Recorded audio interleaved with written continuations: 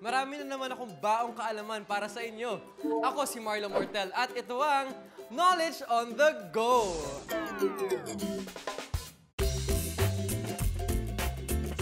At ngayong araw, meron akong mga kasama na maglalaro ng ating game for today. Anong pangalan mo? Kael po. Kael, ilan taon na si Kael? 9 po. 9 years old. Masipag ba mag-aral? Opo. Yun ang gusto ko. Pero anong favorite subject mo?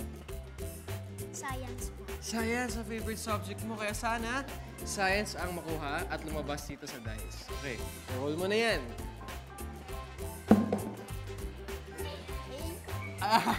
Bakit? Araling Panlipunan. Gusto mo din ba yung subject na yan? Opo. O gusto mo naman pala, walang problema. Kayang-kaya mo yan. O ganito, pumunot ka muna ng question mo under Araling Panlipunan. Okay.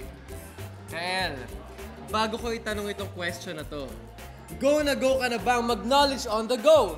Go na! Go na! At eto ang question ko for you.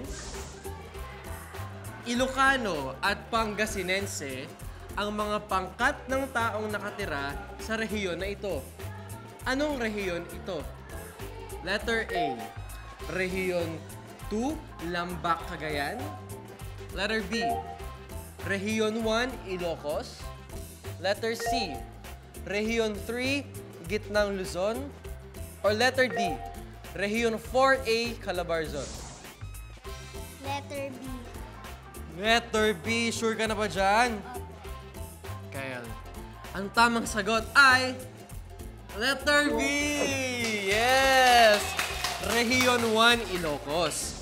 Alam mo ba, Kael, ang rehiyon ng Ilocos ay matatagpuan sa Hilagang Kanluran ng Luzon. Kael, dahil nakuha mo ang tamang sagot, meron kang prize mula sa Knowledge on the Go! Congratulations sa'yo. Galing-galing mo naman. O, diba? Ayan na nagagawa pag masipag mag-aral. Kaya samahan niyo ulit ako next time para sa isa na namang Knowledge on the Go!